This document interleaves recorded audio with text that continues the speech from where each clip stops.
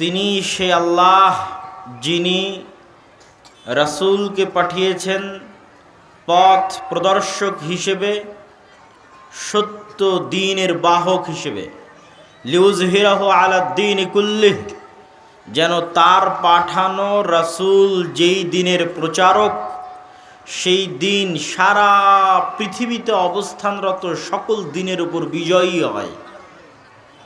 ওয়ালাউ কারিহাল মুশরিকুন, যদিও কাফের এবং মুশরিকদের পক্ষে এটি সহ্য করা অনেক কঠিন, তবুও মুহাম্মদ সাল্লাল্লাহু আলাইহি ওয়াসাল্লামকে যে দ্বীন দিয়ে পাঠানো হয়েছে সেই দ্বীন পৃথিবীর অন্য সকল দ্বীনের উপর বিজয়ী হবে। এটি আল্লাহ সুবহানাহু ওয়া তাআলা কোরআন মাজিদে বলেন। তেমনি রাসূলুল্লাহ সাল্লাল্লাহু আলাইহি ওয়াসাল্লাম বলেন, আসমানের নিচে জমিনের উপরে এমন কোনো মাটির বাড়ি, ইট পাথরের বাড়ি বাকি থাকবে না যেখানে ইসলাম প্রবেশ করবে না। বিইজ্জে আজিজিন আও বিদিল্লি দালিলিন, কোথাও সম্মানের সাথে ইসলাম প্রবেশ করবে, কোথাও অপমানের সাথে ইসলাম প্রবেশ করবে। তো কোরআনের এই আয়াত এবং এই হাদিস প্রমাণ করে পৃথিবীতে কোনো না কোনো এক সময় ইসলামের সামগ্রিক বিজয় সাধিত হবে না হবে না? হবে ইনশাআল্লাহ। তো ইসলামের এই সামগ্রিক বিজয় কেন প্রয়োজন? শুধু আমি ব্যক্তি জীবনে সালাত আদায় করলাম, অথবা শুধু আমি পরিবার জীবনে ইসলাম মানলাম, এরপরেও সামগ্রিকভাবে আমার ব্যবসা বাণিজ্য, অর্থনীতি, রাষ্ট্রনীতি, পররাষ্ট্রনীতি, কূটনীতি সকল কিছু ইসলাম দ্বারা পরিচালিত হবে, এটির প্রয়োজন কেন? এটির প্রয়োজন যদি আপনি বুঝতে চান তাহলে সংক্ষিপ্ত দুটো কথা আপনাকে বুঝতে হবে। আপনাকে পাশ্চাত্য বিশ্বের মানুষজন বলবে যে তোমরা যদি ইসলামকে রাষ্ট্র ক্ষমতায় দেখতে চাও তাহলে তোমাদেরকে কিন্তু বাধ্যতামূলক নামাজ পড়ানো হবে। কারণ অধিকাংশ মানুষ যেহেতু বাংলাদেশের নামাজ পড়ে না, তো তারা কি চাইবে যে ইসলাম বিজয়ী হোক? চাইবে না। আবার পাশ্চাত্য সভ্যতার অনুসারীরা আপনাদেরকে বলবে তোমরা যদি ইসলামকে রাষ্ট্র ক্ষমতায় নিয়ে আসো তাহলে পর্দা বাধ্যতামূলক হয়ে যাবে। তো অধিকাংশ মা এবং বোন আছে যারা পর্দা করেন না, তো তারা কি চাইবেন যে ইসলাম বিজয়ী হোক? চাইবেন না। আরও এক ধাপ এগিয়ে পাশ্চাত্য সভ্যতার অনুসারীরা বলেন ভীতি প্রদর্শন করানোর জন্য যে ইসলাম যদি রাষ্ট্র ক্ষমতায় আসে তাহলে অবৈধ সম্পর্কে লিপ্ত হলে বিবাহিত অবস্থায় রজম করে হত্যা করা হবে, আর অবিবাহিত অবস্থায় হলে বেত্রাঘাত, দোররা দ্বারা প্রহার করা হবে। বিড়ি, সিগারেট, মাদক দ্রব্য, নেশা জাতীয় দ্রব্য পান করলে 40 বা 80 বেত্রাঘাত করা হবে। কেউ যদি চুরি করে তাহলে তার হাত কাটা যাবে। এই রকম বিভিন্ন ভয়ঙ্কর বিষয়গুলো সামনে নিয়ে এসে বলে অতএব বাবা খবরদার, এইটা যেন না হয় যে ইসলাম যেন রাষ্ট্র ক্ষমতায় না চলে আসে। এইটা পাশ্চাত্যরা ভয় দেখায়। কিন্তু এর বাইরেও, এই সমস্ত ভীতি প্রদর্শনের বাইরেও রাষ্ট্র ক্ষমতায় ইসলাম যাওয়ার ভিন্ন আরেকটা চেহারা আছে, যেটি কখনোই পাশ্চাত্য মিডিয়া, ওয়েস্টার্ন যে ইলেকট্রিক এবং ইলেকট্রনিক্স মিডিয়া আছে এবং পাশ্চাত্য সভ্যতার ধারক ও বাহক আছে, তারা আপনাকে জানতেও দিবে না, বুঝতেও দিবে না। ইসলাম রাষ্ট্র ক্ষমতায় যাওয়ার সেই পজিটিভ চেহারা কি? সেই পজিটিভ চেহারা হচ্ছে, একটু 2 মিনিট আপনাদেরকে আমার সাথে মনোযোগের সাথে সময় দিতে হবে। যদি শুধু 5 ওয়াক্ত সালাত আদায়ই রাষ্ট্র ক্ষমতায় ইসলাম যাওয়ার জন্য যথেষ্ট হতো, তাহলে গত 16 বছরের কত এরকম ওসি, ডিসি, এসপি, এমপি, মন্ত্রী ছিল ও এসিল্যান্ড সাব রেজিস্ট্রার ছিল যারা শুধু 5 ওয়াক্ত নয় তাহাজ্জুদের সালাতও আদায় করত।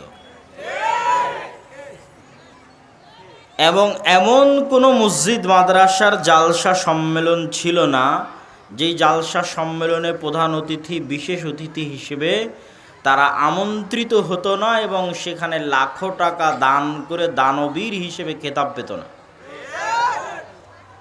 এমনও আছে যে প্রশ্ন ফাঁসের টাকা এরকম জালসা এবং মসজিদে দান করেছে। তাহলে শুধু যদি সালাদ দিয়ে ইসলামী রাষ্ট্র কায়েম হয়ে গেছে বলে ধরে নেওয়া যেত, তাহলে গত 16 বছর ইসলামী রাষ্ট্র ছিল। হ্যাঁ, কেন গত 16 বছর তো সবাই ছিল হাজি, তাহাজ্জুদ গুজার, আল্লাহওয়ালা আর দানবীর, ছিল না? তাহলে ইসলামী রাষ্ট্র মানে আজকে এই নবাবগঞ্জ উপজেলায় যদি আমি বলি আজ থেকে এখানে ইসলাম প্রতিষ্ঠা হয়েছে, তাহলে পাশ্চাত্য আপনাকে যেটা বলতেছে এখানে সবাইকে বাধ্যতামূলক পর্দা করা হবে, সবাইকে বাধ্যতামূলক নামাজ পড়ানো হবে, তারও বহু আগে হবে ইসলামী রাষ্ট্রে এই ধরনের আইন কানুন থাকতে পারে, কিন্তু তারও বহু আগে এটা তখনই ইসলামী রাষ্ট্র বলে বিবেচিত হবে যখন এখানে ন্যায়পরায়ণতা, ন্যায় বিচার এবং সত্যবাদিতা প্রতিষ্ঠিত হবে। যখন এখানে একজনও আর একজনের চুল পরিমাণ হক মেরে নিতে পারবে না। বেতন নিবে সরকারের, আর সরকারি মেডিকেলে না বসে প্রাইভেট ক্লিনিকে বসবে, এইটা হবে ইসলামী রাষ্ট্রে, এটা অসম্ভব। সবার আগে ওটা বন্ধ হবে। তারপরে এসিল্যান্ডের অফিসে, সাব রেজিস্ট্রারের অফিসে একটা কাজ আদায় করার জন্য ঘুষ দিতে হবে, এটা ইসলামী রাষ্ট্রে হবে অসম্ভব, আগে ওটা বন্ধ হবে। আপনার কোনো বৈধ চাকরি আপনার সন্তান পরবর্তী প্রজন্ম নিবে, এই চাকরির জন্য খালা, মামা, ফুফু, চাচা, খালু, আত্মীয় স্বজন, রাজনৈতিক নেতা, টাকা পয়সা, যোগ্যতার বাইরে আরও এরকম ডট ডট ডট ডট অসংখ্য জিনিস খুঁজে বেড়াতে হবে। ইসলামী রাষ্ট্রে কখনোই এটি ঘটবে না। তাহলে ইসলামী রাষ্ট্রে মানে সবার আগে ওই যে আপনাকে ভয় দেখাচ্ছে আপনার হাত কেটে নেবে, ভয় দেখাচ্ছে বলছে তোমাকে বাধ্যতামূলক নামাজ পড়ানো হবে, ভয় দেখাচ্ছে আপনাকে জোরপূর্বক পর্দা করানো হবে, ইসলামী রাষ্ট্রে এগুলো সব কিছু বাস্তবায়ন হওয়ার আগে আপনার ন্যায় বিচার এবং আপনার ন্যায্য অধিকার নিশ্চিত করা হবে, তবে ওটা ইসলামী রাষ্ট্র। আর যদি শুধু সালাদ দিয়ে ইসলামী রাষ্ট্র হতো তাহলে গত 16 বছরেরটা ইসলামী রাষ্ট্র ছিল। কেন তাদের চাইতে বড় তাহাজ্জুদ গুজার, তাদের চাইতে বড় আল্লাহওয়ালা কেউ ছিল না। কিন্তু তারা ছিল, সবাই বলবো না, এই রকম যারা, তাদের অধিকাংশই ছিল খাঁটি নির্ভেজাল মোনাফেক। এটা আমি বলিনি, রাসূলুল্লাহ সাল্লাল্লাহু আলাইহি ওয়াসাল্লাম বলেছেন, আরবাউন মান কুন্না ফীহি, 4টা বৈশিষ্ট্য যদি মানুষের মধ্যে থাকে তাহলে সে মোনাফিকান খালেসান, নির্ভেজাল, নিষ্কলুষ, খাঁটি মোনাফিক। তো এই 4টা বৈশিষ্ট্যের কথা বলতে গিয়ে কিন্তু আল্লাহ নবী বলেননি যে বিড়ি খায় সে মোনাফিক, যে আর একজন মেয়ের সাথে অবৈধ সম্পর্কে কথা বলে সে মোনাফিক। এগুলো গুনাহের কাজ, কিন্তু এগুলোকে আল্লাহর নবী খাঁটি মোনাফিকের আলামত বলেননি। খাঁটি মুনাফিকের আলামত কি? যে 5 ওয়াক্ত সালাতও পড়ে, হজও করে, আবার আল্লাহর রাস্তায় দানও করে। আগের যে বৈশিষ্ট্যগুলো উল্লেখ করলাম, এরকম মসজিদ মাদ্রাসার কমিটিতে আছে, বিশেষ অতিথিতে আছে, প্রধান অতিথিতে আছে, এমন কোনো ভালো কাজে নাই যেখানে সে নাই, প্রত্যেকটা ভালো কাজে সে আছে। কিন্তু তারপরও ইদা হাদ্দাসা কাযাবা, যখন কথা বলে মিথ্যা বলে। যখন ওই তুমি না খানা, যখন কোনো আমানত রাখা হয় আমানতের খেয়ানত করে। প্রত্যেকটা দায়িত্ব আমানত। মাদ্রাসার প্রিন্সিপাল আমানত, মসজিদ কমিটির সভাপতি আমানত, AC land OC, sub registrar, DC আমানত, এমপি আমানত, মন্ত্রী আমানত, সচিব আমানত। প্রত্যেক যে নিজ নিজ দায়িত্ব প্রাপ্ত হয়েছে ওই দায়িত্বে সে কি আমানত, অথচ ওই দায়িত্বে সে খেয়ানত করে। কথা বললে মিথ্যা বলে, ওয়াদা করলে ভঙ্গ করে, মুখ দিয়ে মানুষের সাথে শত্রুতা হলে গালি দেয়, আর আমানতের খেয়ানত করে। তো এরা খাঁটি মুনাফিক কেন?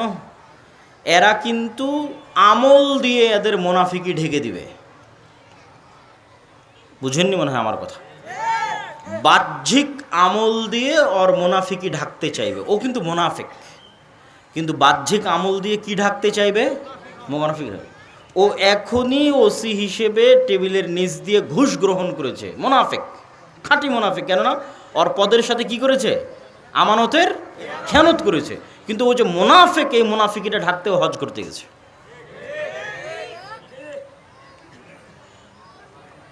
এইরকম প্রত্যেক যাকে যে পদের দায়িত্ব দেওয়া আছে ওই পদের সাথে মুনাফিকি করছে 24 ঘন্টা, এবং মুনাফিক, কিন্তু ওই মুনাফিকি ঢাকতে এখানে প্রধান অতিথি হয়েছে। মুনাফিকি ঢাকতে আরেক জায়গায় 5 লক্ষ 10 লক্ষ টাকা দান করেছে, দেখাচ্ছে যে আমি দানবীর। মুনাফিকি ঢাকতে বলছে আমি হাজি, আমি উমরাকারী। মুনাফিকি ঢাকতে বলছে আমি তাহাজ্জুদ গুজার। কিন্তু আসলে ও মুমিন না মুনাফিক তা প্রমাণ হবে কোথায়? নামাজে। আসলে ও মুমিন না মুনাফিক তা প্রমাণ হবে কোথায়? তা প্রমাণ হবে ওকে যে দায়িত্ব দেওয়া হয়েছে ও দায়িত্বে শতভাগ সত্যবাদী এবং ন্যায়পরায়ণ কিনা। আপনি হয়তো মনে করবেন যে সবগুলো কথা হয়তো বড় বড় দায়িত্বশীলের বিরুদ্ধে বলছি। জি না, আমরা সবাই নিজ নিজ জায়গা থেকেও আমরা আমাদের মুনাফিকি মাপতে পারবো, প্রত্যেকেই। যেমন আপনারা যারা এখানে উপস্থিত আছেন, আশেপাশে ডানে বামে দাঁড়িয়ে আছেন, পিছনে দাঁড়িয়ে আছেন, বাবা মারা যাওয়ার পর বাবার সম্পত্তিতে যেই জায়গাটুকু ভিটি বাড়ি, উঁচু জমি, ভালো দানে ধানের ফলন হয়, পানিতে ডুবে না, দাম বেশি, ওটা আপনি নিয়েছেন। আর যেটা পানিতে ডুবে থাকে, দাম কম, যেটা ফলন ভালো হয় না, সেটা আপনার বোনকে দিয়েছেন। তাহলে আপনিও একজন চোর এবং দুর্নীতিবাজ। আপনিও আপনার সালাদ দিয়ে আপনার মুনাফিকি ঢাকতে চাচ্ছেন। আসলে মুনাফিক, কেননা আপনি দায়িত্বে ন্যায় পরায়ণতা দেখাননি। আপনি ভাই হিসেবে, পিতার সন্তান হিসেবে ন্যায়ের সাথে বন্টন করেননি। তা আপনি আসলে মুনাফিক, কিন্তু আপনার সালাদ দিয়ে, আপনার দাড়ি দিয়ে আপনার মুনাফিকিটা ঢাকতে চাচ্ছেন। এরকম আপনি জীবনের প্রত্যেকটা পদক্ষেপে সত্য বলা আর কাজে ন্যায়পরায়ণ হওয়া, এটা অনেক কঠিন জিনিস। আমরা আমাদের ব্যক্তি জীবনে স্ত্রীদের সাথে কতটুকু ন্যায়পরায়ণ তার হিসাব দিতে আল্লাহর দরবারে ফেঁসে যেতে পারি। সব কথা বাদ দিলাম, কে ওসি কে এসিল্যান্ড তার কথা বাদ দিলাম। আমি আমার স্ত্রীর প্রতি কতটুকু ন্যায়পরায়ণ তার জবাব দিতে আল্লাহর দরবারে ফেঁসে যেতে হবে, যে তার হক আমি ন্যায়ের সাথে বুঝিয়ে দিয়েছি কিনা। রাসূলুল্লাহ সাল্লাল্লাহু আলাইহি ওয়াসাল্লাম এমনি বলেননি যে সাবআতু ইউদিল্লুহুমুল্লাহ ইয়াউমা লা দিল্লা ইল্লা দিল্লুহ। 7 শ্রেণীর মানুষকে কিয়ামতের মাঠে আল্লাহ সুবহানাহু ওয়া তাআলা বিশেষ ছায়া প্রদান করবেন। তার 1 নম্বরে আশ্চর্য হবেন, 1 নম্বরে আল্লাহ সুবহানাহু ওয়া তাআলা এবং তার রাসূল অন্য আর যে আমলগুলো আমরা করি, যেগুলোকে বড় আমল মনে করি, বড় তাকওয়াবান পরহেজগার মনে করি, যে দেখেন ও তাহাজ্জুদের সালাত আদায় করে, ও নফল সিয়াম পালন করে, ও সুন্নাতগুলো আদায় করে, এগুলোর সিরিয়ালও আছে। কিন্তু 1 নম্বরে সিরিয়াল আছে ন্যায়পরায়ণ দায়িত্বশীল। ন্যায়পরায়ণ দায়িত্বশীল মানে শুধু এমপি না, যে পিতা সে পিতা হিসেবে ন্যায়পরায়ণ, যে স্বামী ও স্বামী হিসেবে ন্যায়পরায়ণ, যে বৌমা ও বৌমা হিসেবে ন্যায়পরায়ণ, যে শাশুড়ি ও শাশুড়ি হিসেবে ন্যায়পরায়ণ। পৃথিবীতে এমন কোথাও ফাসাদ তৈরি হয়নি, ফাসাদ ন্যায়পরায়ণতার অভাবে আর সত্যবাদিতার অভাবে তৈরি হয়। শুধু বৌমা আর শাশুড়ির মধ্যে নয়, আপনি যদি দেখেন যে আলেম ওলামার মধ্যে, মসজিদে মসজিদে, মাদ্রাসায় মাদ্রাসায়, ইসলামী দলে, ইসলামী সংগঠনে, আহলে হাদিসদের মধ্যে, হানাফিদের মধ্যে, দেওবন্দীদের মধ্যে পরস্পরে প্রত্যেক যত বিভেদ আছে, কোনো বিভেদের জায়গায় মাসলা মাসাইল আকিদার বিভেদ নাই। আপনি যত বিভেদের গভীরে ঢুকবেন তত দেখবেন এখানে একজন অন্যায় করেছে আর একজন মাজলুম হয়েছে। মানে যে ইসলামী দলের আমির ও ন্যায়পরায়ণ আমির নয়, যে মাদ্রাসার প্রিন্সিপাল ও ন্যায়পরায়ণ প্রিন্সিপাল নয়, যে মাদ্রাসার পরিচালক সভাপতি ও ন্যায়পরায়ণ পরিচালক সভাপতি নয়। আজকে বলেছি না বক্তব্যের বিষয় ইসলামের সামগ্রিক বিজয়। তো ইসলামের সামগ্রিক বিজয় মানে কি আপনি দেশ ও জাতির নেতৃত্ব দিবেন।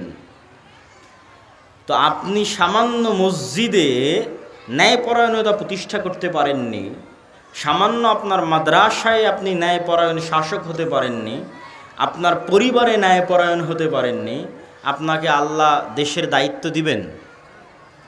কথা বলেন না যে আপনাকে আল্লাহ দেশের দায়িত্ব দিবেন? অসম্ভব, কখনোই দিবেন না। আপনি সালাত দিয়ে সঠিক আকীদা দিয়ে জান্নাতে চলে যাবেন, কিন্তু মানুষের নেতৃত্ব দেওয়ার জন্য আগে বলতে হবে সত্য, করতে হবে ন্যায়। যে ন্যায় চুল পরিমাণ ছাড় দেয় না, যে সত্যে চুল পরিমাণ ছাড় দেয় না, ওকে আল্লাহ দেশ ও জাতির নেতৃত্ব দিবেন আল্লাহর দয়ায়। আর আমরা মুসলমানেরা এই জায়গাতেই হচ্ছে সবচেয়ে পিছিয়ে আছি। আমি বহু আগে, আজ থেকে 1-1.5-2 বছর আগে এক বক্তব্যে বলেছি যে আজকের যুগের মুসলমানেরা হচ্ছে এই যুগের বানু ইসরাইল। তো আমার ছোট ভাই আব্দুর রহিম, যে মিশর আল আজহার বিশ্ববিদ্যালয়ে পড়ে, এখন দেশেই আছে, তো ও ফিলিস্তিনিদের মধ্যে ত্রাণ বিতরণ করেছে, অনেক ওর অভিজ্ঞতা হয়েছে ত্রাণ বিতরণ করতে। তো ও বলে যে ত্রাণ বিতরণ করতে গিয়ে আমি দেখেছি যে তোমার এই কথা শতভাগ সত্য। কিভাবে মুসলমানেরা তার মৃত ভাইয়ের রক্ত পর্যন্ত বেচতে পারে, এইটা মানে রক্ত পর্যন্ত বেচতে পারে বলতে যে আপনার মাধ্যমে ধরেন আমি একটা টাকা দান করতেছি ফিলিস্তিনের গাজায়, আপনি পৌঁছে দিবেন। তো এই ত্রাণটা আপনি ফিলিস্তিনের গাজায় পৌঁছে দেওয়াকে ব্যবসা হিসেবে গ্রহণ করেছেন। এই ব্যবসার হাত বদল হতে হতে ফিলিস্তিনের গাজায় যার কাছে পৌঁছবে তার পর্যন্ত পৌঁছতে পৌঁছতে এই টাকা শেষ হতে থাকবে। বিশাল বড় সিন্ডিকেট আছে, এই সিন্ডিকেটকে অতিক্রম না করে আপনি টাকা গাজায় পৌঁছাতে পারবেন না। তো এই যে সিন্ডিকেটের মধ্যে যতগুলো মিথ্যুক, ধোঁকাবাজ, গাদ্দার, অন্যায়পরায়ণ, জালিম বসে আছে, এরা সবগুলো মুসলমান নামে পরিচয় দেয় নিজেদেরকে। মুসলমান নামে পরিচয় দিয়ে নিজের আর এক ক্ষুধার্ত মুসলিম ভাই গাজায় পড়ে আছে, ওরই স্বজাতি, ওইও ফিলিস্তিনি, ওর ভাই ক্ষুধার জন্য কাঁদতেছে, পানির জন্য কাঁদতেছে, তারপর সে টাকার সাথে নিষ্ঠুর। সে লাভ ছাড়া, সিন্ডিকেট ছাড়া একটা টাকা গাজার মধ্যে ঢুকতে দিবে না। তো রক্ত বেচতেছে না, রক্ত বেচতেছে, রক্ত ক্রয়, রক্তের সাথে ব্যবসা করতেছে, মুসলমানের রক্তের সাথে ব্যবসা করতেছে। তাহলে যে ইসরায়েল বম নিক্ষেপ করে হত্যা করতেছে ওর মধ্যে, আর যে একটা ত্রাণ গাজায় পৌঁছবে তার জন্য সিন্ডিকেট তৈরি করে রেখেছে, তার ইনকামের জন্য, তার ব্যবসার জন্য, তার মধ্যে কি পার্থক্য? তখন ও বলে যে আব্দুল্লাহ ভাই, তোমার বক্তব্য আমি এখন বুঝি যে এই যুগের মুসলমানের আসলেই বানু ইসরাইল। এরা বাহ্যিকভাবে সালাত, সিয়াম, হজ, জাকাত দেখিয়ে বুঝাতে চায় এরা অনেক ভালো, কিন্তু আসলে মিথ্যুক, অন্যায়পরায়ণ, অসৎ। তাহলে এরা যদি গোলাম না থাকে, কারা গোলাম থাকবে? কেননা দেশ ও জাতির নেতা হতে হলে তো মিথ্যুক হয়ে নেতা হওয়া যাবে না, অসৎ অন্যায়পরায়ণ হয়ে নেতা হওয়া যাবে না। কিন্তু শতকরা কতজন নেবেন আপনি? একইভাবে রন্ধ্রে রন্ধ্রে রক্তের মধ্যে অসততা, অন্যায়পরায়ণতা ঢুকে আছে। কি মসজিদ, কি মাদ্রাসা, কি ইসলামী দল, কি ইসলামী সংগঠন, একই অবস্থা। সম্মানিত উপস্থিতি, তো আমরা বলছিলাম যে ইসলাম যদি রাষ্ট্র ক্ষমতায় আসে, তাহলে ইসলামের যেটা মূল বেসিক বাস্তবায়ন, যেটা ইসলাম করতে চায়, সেটা আমাদের মুসলমানদের মধ্যে নাই। এই জন্য আমাদেরকে দিয়ে আল্লাহ সুবহানাহু তাআলা রাষ্ট্র ক্ষমতায় নিয়ে যাবেন না। সেই বেসিক মূল জিনিসটা কি? ন্যায়পরায়ণতা, সত্যবাদিতা।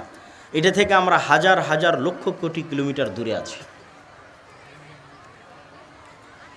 আর পাশ্চাত্য বিশ্ব আপনাকে ভয় দেখাতে থাকবে এবং তারা চাইবে এই যে গণতান্ত্রিক সিস্টেম আছে, এই সিস্টেমটা টিকে থাক। এই জন্য নির্দিষ্ট ব্যক্তির উপর যেন আপনার রাগ উঠে, আর ওই নির্দিষ্ট ব্যক্তি চলে গেলে যেন আপনার রাগ কমে যায়, এটা তাদের চাওয়া। আপনি মনে করলেন গত 16 বছর আমার উপর জুলুম করেছে অমুক, বাস অমুক চলে গেছে, আপনার রাগ মিটে গেছে। কিন্তু গত 16 বছর যে আপনি মাজলুম হয়েছেন এই জালেম সিস্টেমের কারণে। সেই জালেম সিস্টেমের নাম হচ্ছে গণতান্ত্রিক সিস্টেম।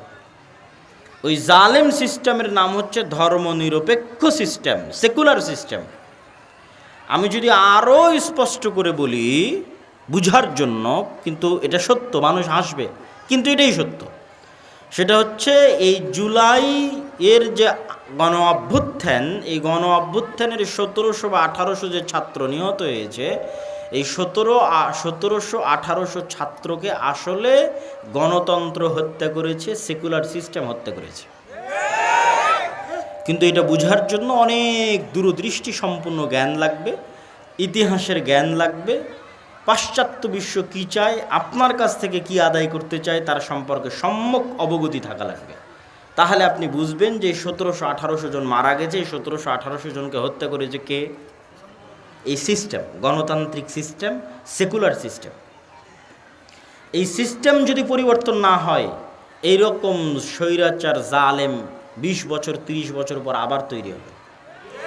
আপনার হায়াত যদি আল্লাহ আর 20-30 বছর বাড়িয়ে দেয়, আর আমার হায়াতও যদি আল্লাহ 20-30 বছর বাড়িয়ে দেয়, আবারও যদি কোনো দিন সাক্ষাৎ হয়, তখন আপনি বলিয়েন যে এই সিস্টেম টিকে আছে, আর এই সিস্টেম আবারও জালেম এবং স্বৈরাচার তৈরি করেছে। এই সিস্টেম কখনোই আপনাকে আপনার ওই ন্যায্য অধিকার দিতে পারবে না যে আপনি ঘুষবিহীন অবস্থায় চাকরি নেবেন, আপনার রাষ্ট্রীয় নাগরিক সুযোগ সুবিধা নেবেন। রাষ্ট্রীয় নাগরিক সুযোগ সুবিধা বাংলাদেশের মানুষ বুঝেই না। রাষ্ট্রীয় নাগরিক সুযোগ সুবিধা যেহেতু আমরা কোনোদিন চোখে দেখিনি, তো বুঝবো কেমনে? রাষ্ট্রীয় নাগরিক সুযোগ সুবিধা আপনি ইউরোপে গেলে, ইংল্যান্ডে গেলে, আমেরিকায় গেলে কিছুটা বুঝতে পারবেন যে রাষ্ট্রের সাথে নাগরিকের কি সম্পর্ক থাকে এবং নাগরিক কি সুযোগ সুবিধা পেতে পারে। তখন আপনি বুঝবেন যে একজন রাষ্ট্র যদি নাগরিকের সুযোগ সুবিধা দেখে, তাহলে আগে রেলের যোগাযোগ ব্যবস্থা উন্নত করবে, না মাইক্রোবাস কার চলার রাস্তার যোগাযোগ ব্যবস্থা উন্নত করবে। এইটা হচ্ছে রাষ্ট্র নাগরিকের সুযোগ সুবিধা চাই কিনা সেটাতে বুঝবেন। যেমন বাংলাদেশের এখন যে মেট্রো রেল আছে, এই একটা মাত্র প্রজেক্ট, যে প্রজেক্টটা রাষ্ট্রের সাথে নাগরিক সুযোগ সুবিধার সাথে যায়। একটা রাষ্ট্রের কয়জন মানুষের কাছে কার আছে, কয়জন মানুষের কাছে মাইক্রো আছে? আপনি ইংল্যান্ডে যান, কোনো মানুষকে যেন কার এবং মাইক্রো ব্যবহার না করা লাগে এক জায়গা থেকে আরেক জায়গায় যাওয়ার জন্য। স্বল্প খরচে যেন প্রত্যেকটা মানুষ এক জায়গা থেকে আরেক জায়গায় যেতে পারে, তার জন্য পাবলিক ট্রান্সপোর্ট, পাবলিক বাস এবং পাবলিক ট্রেনের অ্যাভেইলেবল ব্যবস্থা আছে। প্রত্যেকটা ছোট জায়গা থেকে আরেক ছোট জায়গায় আপনি অল্প ভাড়া দিয়ে যেতে পারবেন, তার ব্যবস্থা করা আছে। ও হচ্ছে জনবান্ধব রাষ্ট্র ব্যবস্থা। মানে আগে আপনার কথা চিন্তা করেছে, আগে রিক্সা চালকের কথা চিন্তা করেছে, আগে ভ্যান চালকের কথা চিন্তা করেছে, আগে কৃষকের কথা চিন্তা করেছে। আর জালেম রাষ্ট্র ব্যবস্থা আগে চিন্তা করবে দুর্নীতিবাজ কোটিপতির গাড়ি কেমনে চলবে, তার কথা চিন্তা করবে। কৃষক চাষা ভুষা কীভাবে চলবে সেটা চিন্তা করবে না। এরকম আরও অসংখ্য পয়েন্ট আছে। আপনার চিকিৎসা কিভাবে আপনি প্রাপ্ত হবেন, প্রত্যেকটা মানুষের বিপরীতে একজন চিকিৎসক আছে, অ্যাপয়েন্ট করা আছে সরকারের পক্ষ থেকে, দায়িত্ব দেওয়া আছে যে বাংলাদেশের মানুষ যদি 18 কোটি হয়, তাহলে এই 18 কোটি মানুষের বিপরীতে চিকিৎসক ভাগ করা আছে। মানে আমার জন্য একজন চিকিৎসক রিজার্ভ আছে। তাহলে রাষ্ট্র আমার স্বাস্থ্য নিয়ে চিন্তিত। তো আমি যেন স্বাস্থ্য সেবার অভাবে মারা না যাই, এই জন্য রাষ্ট্র চিন্তিত। তাহলে রাষ্ট্র নাগরিকের সুযোগ সুবিধার কথা চিন্তা করে। এরকম আরও অসংখ্য পয়েন্ট আছে। এটা আপনি আমাদের দেশে রাষ্ট্রীয় সুযোগ সুবিধা বলে কিছুই নাই। রাষ্ট্রীয় সুযোগ সুবিধা কথা চিন্তা করে ইসলাম। এটা হলো ইসলামী রাষ্ট্র ব্যবস্থা। ইসলামী রাষ্ট্র ব্যবস্থা মানে আপনাকে জোর করে নামাজ পড়ানো হবে, জোর করে পর্দা করানো হবে। তারও আগে ইসলামী রাষ্ট্র ব্যবস্থা মানে আপনি যেন না খেয়ে মারা না যান, আপনি যেন চিকিৎসার অভাবে মারা না যান, এটা আগে নিশ্চিত করা হবে। এই যেই রাষ্ট্র ব্যবস্থায় চিকিৎসার অভাবে মানুষ মারা যেতে পারে, ওটা ইসলামী রাষ্ট্র ব্যবস্থা নয়। যেই রাষ্ট্র ব্যবস্থায় না খেয়ে মানুষ মারা যেতে পারে, ওটা ইসলামী রাষ্ট্র ব্যবস্থা নয়। যে বলছে ওটা ইসলামী রাষ্ট্র ব্যবস্থা, বুঝতে ভুল হয়েছে। ও কোনোদিন পড়েইনি ইসলামী রাষ্ট্র ব্যবস্থা কাকে বলে।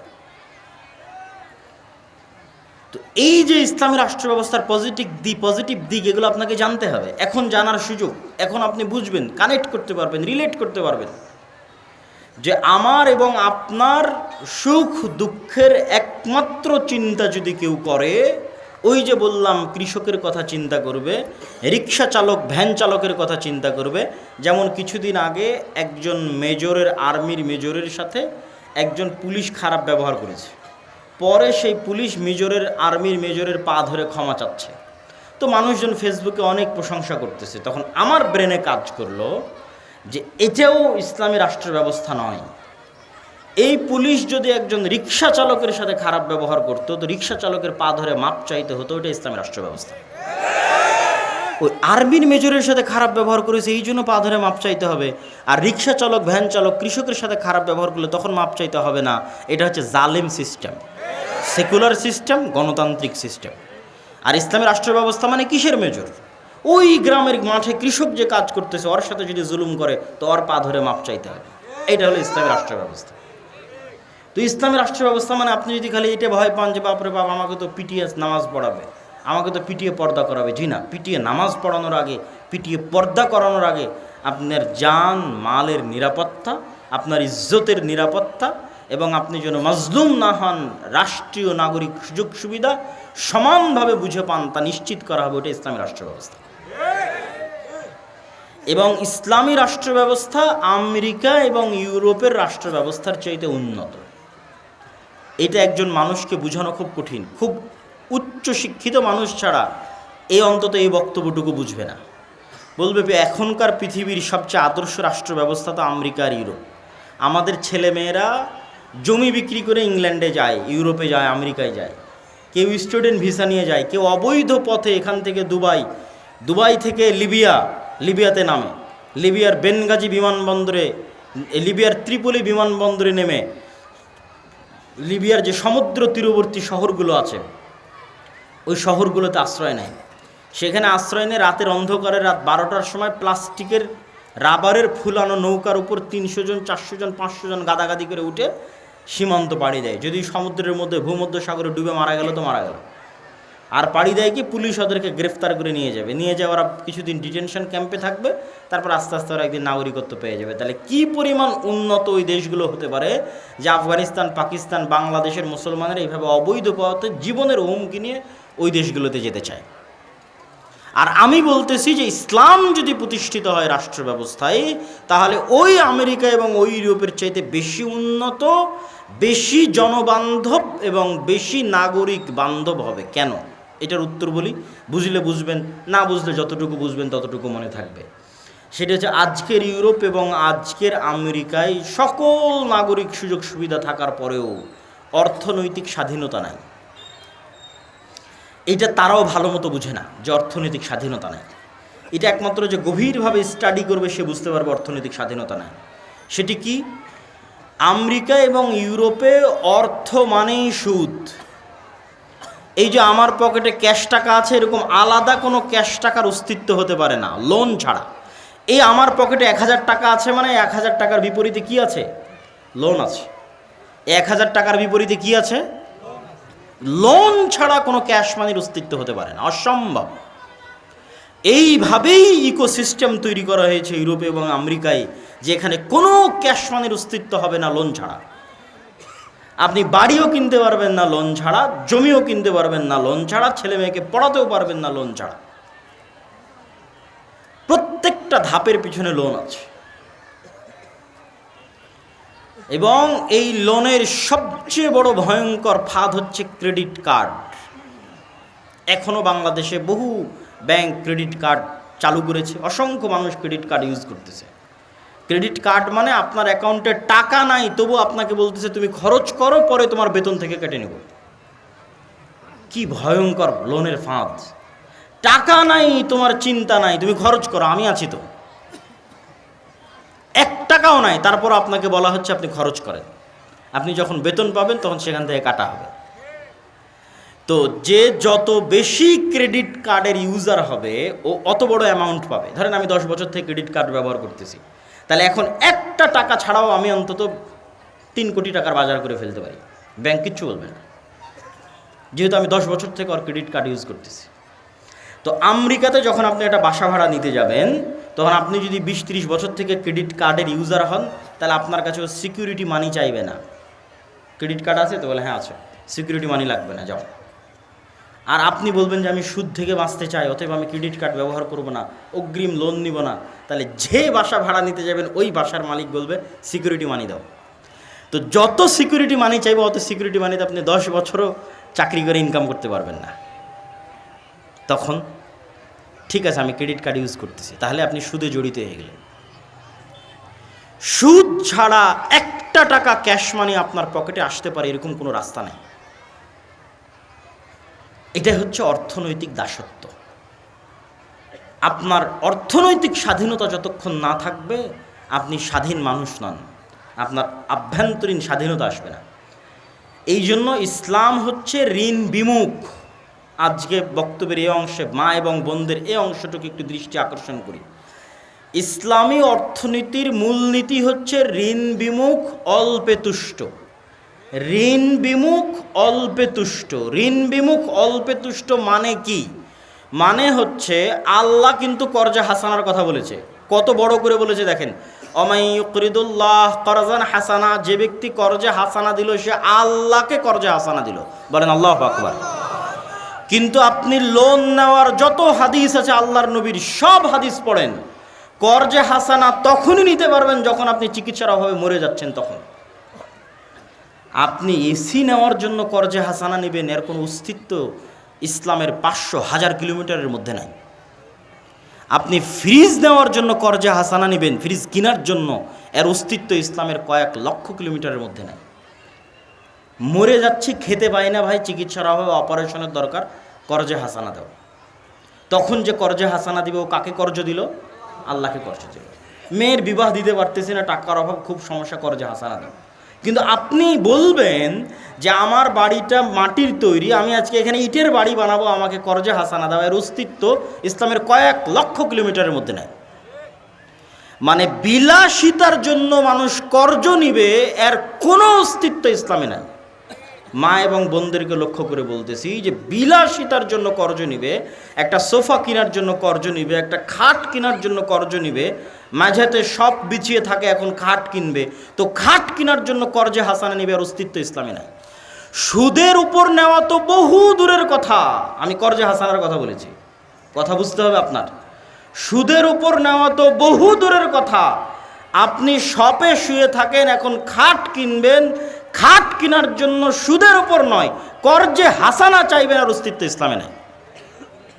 এতটা ঋণ বিমুখতা ইসলাম পছন্দ করে। কেন পছন্দ করে? কর্জ মানেই হচ্ছে আপনার আত্মসম্মান নষ্ট হওয়া। আজ আপনি কর্জ করবেন, কাল পাওনাদার যখন আসবে আপনি মিথ্যা বলবেন, তারপরের দিন পাওনাদারের টাকা পরিশোধ করার জন্য অন্যায় করবেন, চুরি করবেন, তারপরের দিন আপনার ছেলেকে মিথ্যা বলানো শিখাবেন, তারপরের দিন পুরো পরিবার মিথ্যুক হয়ে যাবেন। তো যে মুখে মিথ্যা বলে, যে করে দুর্নীতি, যে মিথ্যার আশ্রয় নেয়, ওর সেলফ রেসপেক্ট বলে কিছু আছে, আত্মসম্মান বলে কিছু আছে, ও ক্ষমা চায় জান্নাতে যেতে পারে, কিন্তু কোশ্চেনকালেও জাতির নেতৃত্ব দিতে পারবে না। ওর ভাগ্যে গোলামি, ওর 14 গোষ্ঠীর ভাগ্যে গোলামি। এই জন্য ইসলাম চায় না যে মানুষ লোন নিক, কর্জে হাসানা নিক। কেন? ও স্বাধীন থাক, ওর অভ্যন্তরীণ সেলফ রেসপেক্ট বাকি থাক, ওর পরিবারের আত্মমর্যাদা, আত্মসম্মান বাকি থাক, মরুক মাথা উঁচু করে। এইটা হচ্ছে ইসলামের চাপ। তো আপনি লোনের উপর, সুদের উপর বিলাসী পণ্য নেবেন, মোটর সাইকেল নেবেন, এসি নেবেন, ফ্রিজ নেবেন, বহু দূরের কথা। ইসলাম এসি, ফ্রিজ, মোটর সাইকেলের মতো বিলাসী পণ্য কর্জে হাসানার ভিত্তিতে নিবে, এর অস্তিত্ব ইসলামে নাই। তাহলে এবার কল্পনা করেন যে আমেরিকা এবং ইউরোপের সমাজ ব্যবস্থা কতটা ইসলাম বিরোধী সমাজ ব্যবস্থা, আর ওখানকার মানুষ বাহ্যিকভাবে মনে করছে যে হ্যাঁ আমি স্বাধীন, কিন্তু ওর স্বাধীনতার একটা লিমিটেশন আছে, একটা এরিয়া আছে, ওইটা কোশ্চেনকালেও ক্রস করতে পারবে না, কেননা ও লোনগ্রস্ত, ঋণগ্রস্ত। প্রত্যেকটা মানুষ ঋণগ্রস্ত। আমি তো এখনই দেখালাম আপনাকে যে ও লোন ছাড়া চলতে পারবে না, ও বাধ্য লোন নিতে। প্রত্যেকটা মানুষ ঋণগ্রস্ত। তো ঋণগ্রস্ত মানুষ কখনো স্বাধীন? অসম্ভব, স্বাধীন নয়। ফলত ওর স্বাধীনতার একটা লিমিটেশন আছে, এরিয়া আছে। ওর বাইরে গিয়েও বলতে পারবে না, ওর বাইরে গিয়েও সত্য বলতে পারবে না, ওর বাইরে গিয়েও ইসলামের কথা উচ্চারণ করতে পারবে না। করলে ওখানে গলা টিপে ধরা হবে অর্থনীতিতে। বাকি সব জায়গায় স্বাধীন, গলা টিপা হবে কোথায়? অর্থনীতিতে। সম্মানিত উপস্থিতি, তো আমরা আলোচনা করছিলাম আমরা ইসলামকে সামগ্রিকভাবে বিজয়ী দেখতে চাই। বিজয়ী দেখতে চাইলে কি করতে হবে? বিজয় দেখতে চাইলে এই যে সিস্টেম, এই সিস্টেমের পরিবর্তন লাগবে। আপনি এই সিস্টেমের মধ্যে থেকেই বলবেন ভোটের মাধ্যমে ইসলাম ক্ষমতায় যাবে, এটা হয় না, এটা অসম্ভব। এবং গত 100 বছরেও হয়নি, ভবিষ্যতেও হবে না। কেননা ইসলাম ক্ষমতায় যেতে চাই পূর্ণ পাওয়ারের সাথে, পূর্ণ ক্ষমতার সাথে।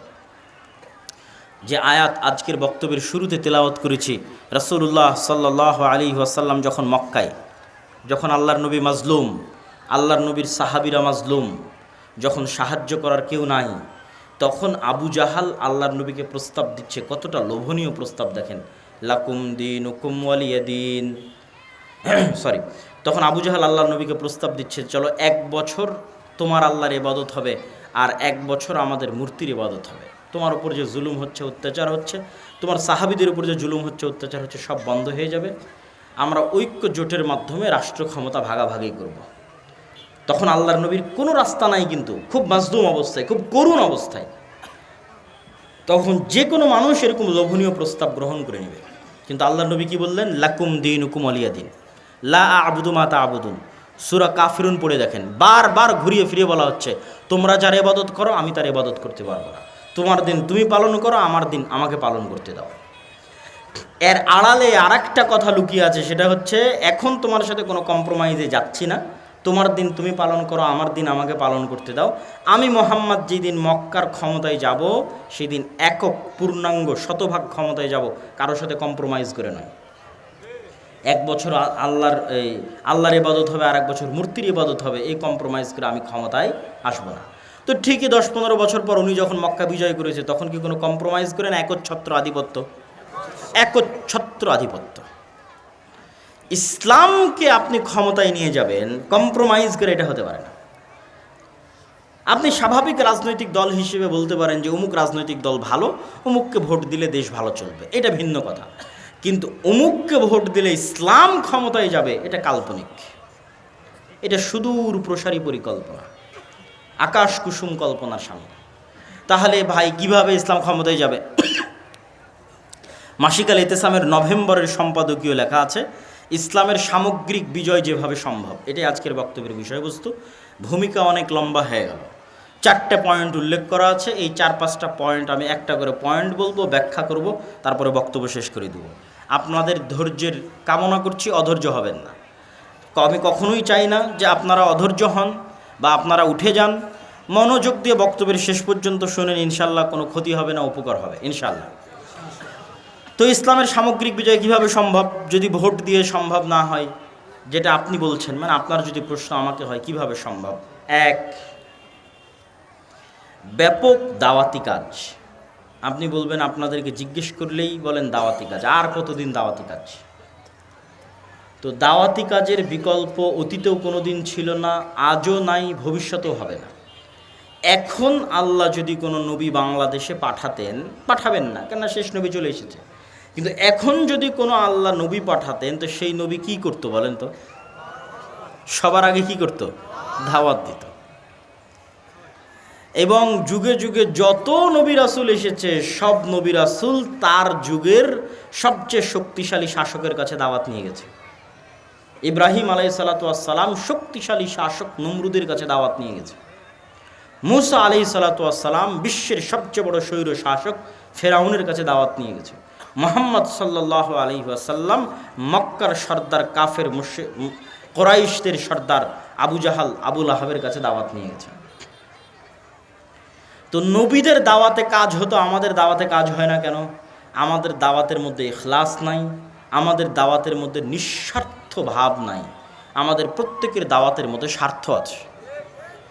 এটা আমি নিজে দেখেছি, আমরা নিজেরাও করেছি। অতএব অন্যের দোষ দিয়ে লাভ নাই, আমাদেরটা সহ সবারটা বলতেছি। যে গত 16 বছর 2-1জন ব্যতিক্রম হতে পারে, সবার উপর হুকুম আরোপ না করে অধিকাংশ বলে, গত 16 বছর অধিকাংশ যত আলেম ওলামা সরকারের কাছে গেছে, সবাই নিজ নিজ কোনো না কোনো স্বার্থে গেছে। কেউ বলেছে আমার মাদ্রাসার এই কাজটা করে দেন, কেউ বলেছে আমার মাদ্রাসা, যেমন এই যে প্রধান অতিথির লিস্টে নাম দিলে আপনি একটু আমার মাদ্রাসায় সহযোগিতা করে দিবেন। আমি তো নির্বাচনের সময় দেখেছি যে প্রত্যেকটা চেয়ারম্যানের কাছে মসজিদ কমিটিগুলো যায় তার মসজিদের এসি চাওয়ার জন্য, অমুক চাওয়ার জন্য, তমুক চাওয়ার জন্য, যে আমার মসজিদে, এবং দেখেছি যে প্রায় 50,000, 30,000, 40,000 করে চেয়ারম্যান এমপিদের বাজেট থাকে এক একটা মসজিদের জন্য। তাহলে ওই মসজিদ কমিটি এমপির কাছে যাচ্ছে কেন? দুনিয়াবি কিছু স্বার্থের জন্য।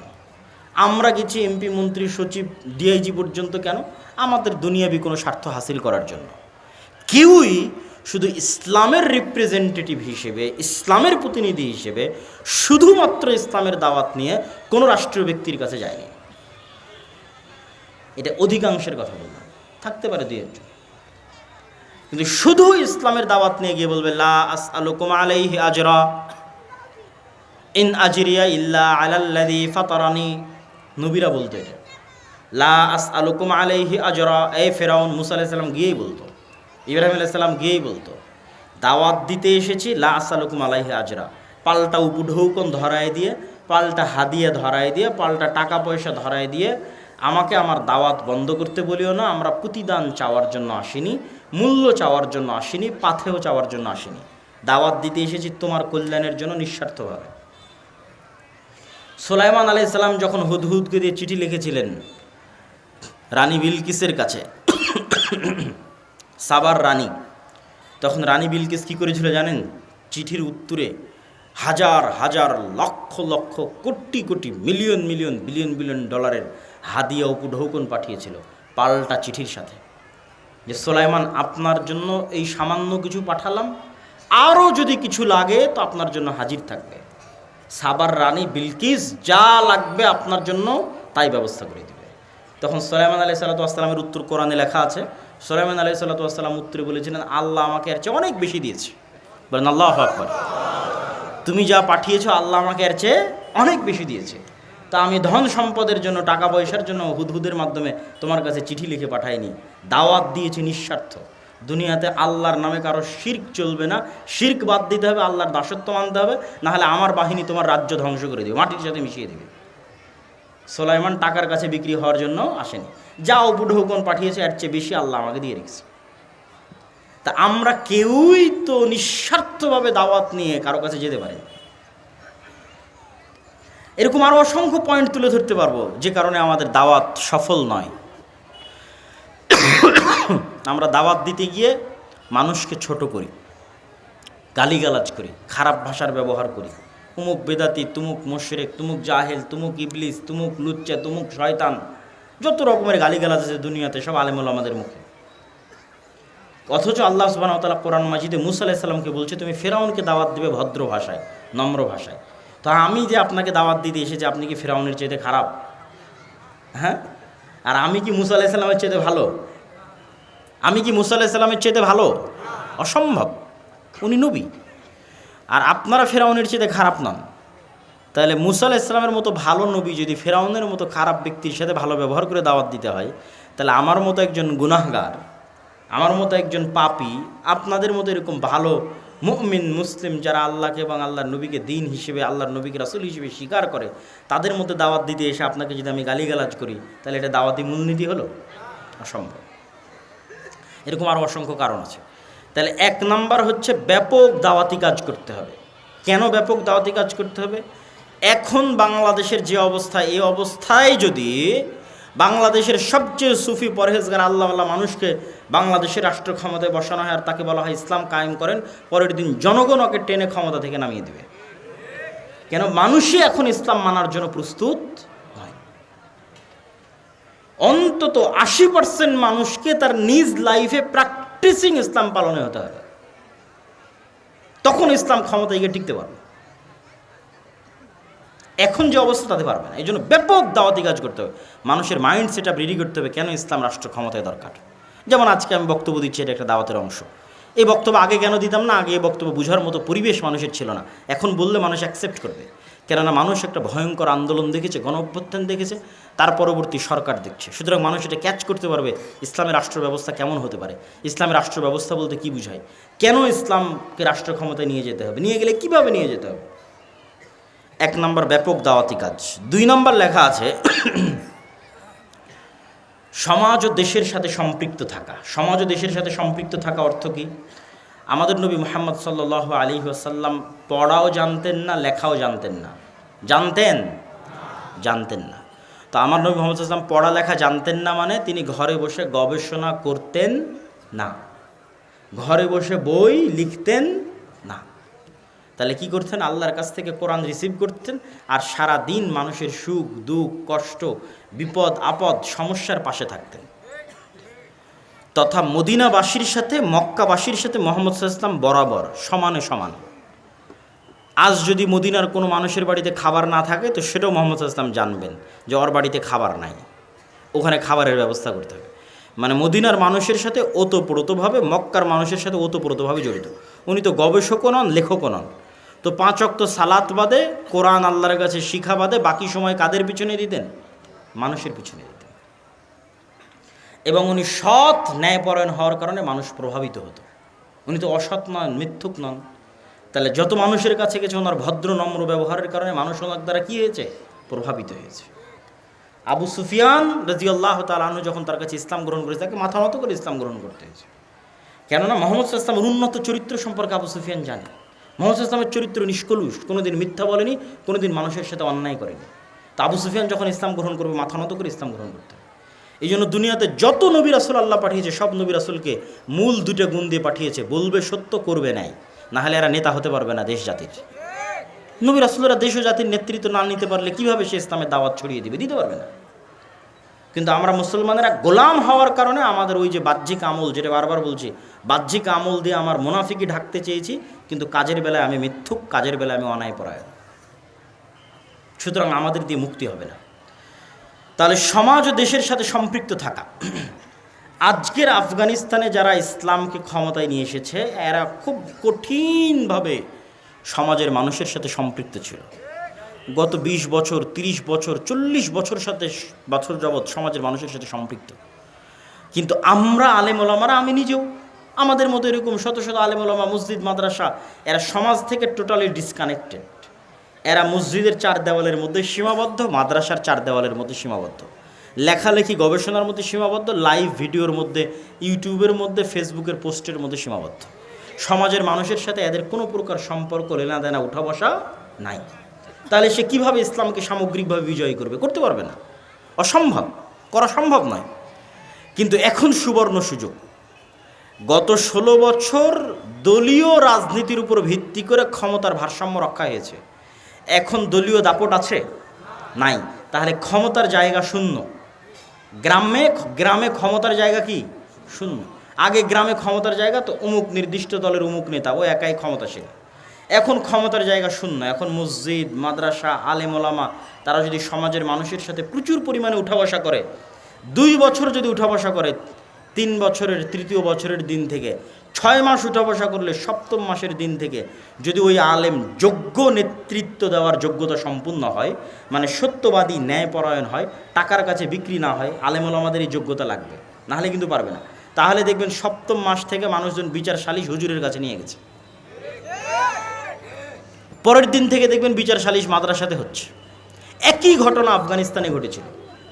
আলেম ওলামারা যখন তাদের এই সত্যবাদিতার ন্যায়পরায়ণতা নিয়ে মানুষের সাথে মিশে গেছে, তখন 6 মাস, 7 মাস, 5 বছর, 10 বছর পর মানুষ বলছে কি মেম্বার, কি চেয়ারম্যান, বিচার সালিশ মাদ্রাসায় হবে, মাদ্রাসার প্রিন্সিপাল বিচার সালিশ করে দেবে।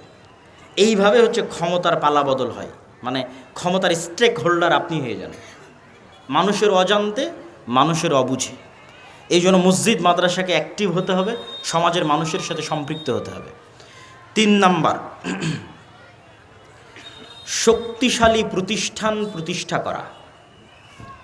এখন যারা ক্ষমতায় আছে তারা কি ভোটের মাধ্যমে ক্ষমতায় এসেছে? তারা ভোটের মাধ্যমে ক্ষমতায় আসেনি। তাহলে কিভাবে ক্ষমতায় আসলো? যখন একটা নির্ধারিত শক্তিশালী সরকার বিদায় নিয়েছে, তখন ওই দেশে যে শক্তিশালী প্রতিষ্ঠানগুলো আছে অটোমেটিক ওরা ক্ষমতার মালিক হয়ে যায়। আপনি চাইলেও মালিক হবে, না চাইলেও মালিক হবে। যেমন বাংলাদেশের সবচেয়ে শক্তিশালী প্রতিষ্ঠান হচ্ছে সেনাবাহিনী। তো গত 16 বছরও সবচেয়ে শক্তিশালী প্রতিষ্ঠান সেনাবাহিনী, এখনও সবচেয়ে শক্তিশালী প্রতিষ্ঠান সেনাবাহিনী। তাহলে যখন সরকার ক্ষমতায় থাকবে না তখন অটোমেটিক ক্ষমতা কার কাছে যাবে? সেনাবাহিনীর কাছে যাবে। গত 16 বছর সবচেয়ে শক্তিশালী মিডিয়া প্রথম আলো, ডেইলি স্টার, এখনও সবচেয়ে শক্তিশালী মিডিয়া প্রথম আলো, ডেইলি স্টার। তাহলে যখন ক্ষমতা থাকবে না তখন ক্ষমতা কার কাছে যাবে? প্রথম আলোর কাছে যাবে, ডেইলি স্টারের কাছে যাবে। গত 16 বছর সবচেয়ে শক্তিশালী অর্থনৈতিক প্রতিষ্ঠান ব্রাক। আপনার মাদ্রাসার বাৎসরিক আয় ব্যয় কত হয়? ব্রাকের বাৎসরিক আয় ব্যয় 12,000 কোটি টাকা। 12,000 কোটি টাকা। আপনার মাদ্রাসায় কয় টাকা আয় ব্যয়? সারা বাংলাদেশের সবগুলো মাদ্রাসা মিলে 12,000 কোটি টাকা হবে না, 100 কোটি টাকাও হবে না। 100 কোটি টাকা হওয়া কঠিন আছে, 1000 কোটি টাকা তো বহু দূরের কথা।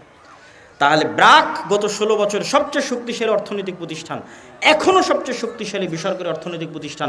তাহলে সরকার যখন ক্ষমতায় থাকবে না, তখন ক্ষমতা কার কাছে যাবে? ব্রাকের কাছে যাবে।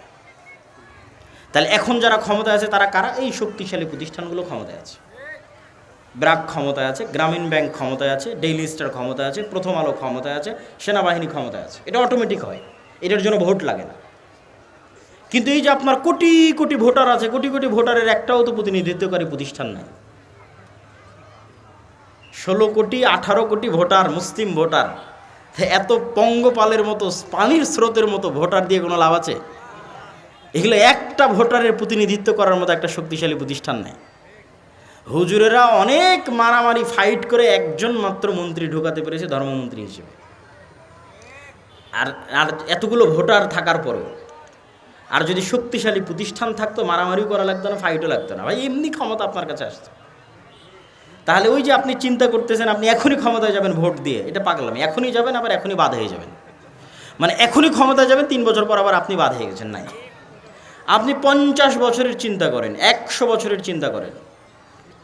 এই যে বিশাল নির্বাচনী লড়াই হলো আমেরিকাতে, ডোনাল্ড ট্রাম্প আর জো বাইডেন আর কমলা হ্যারিসের বিশাল লড়াই, বারাক ওবামা অংশগ্রহণ করলো, ডোনাল্ড ট্রাম্প বিজয়ী হলো। এই নির্বাচনী লড়াইয়ের ধারে কাছে কিলোমিটারকে কিলোমিটারে আপনি ইহুদিদের দেখতে পাবেন না।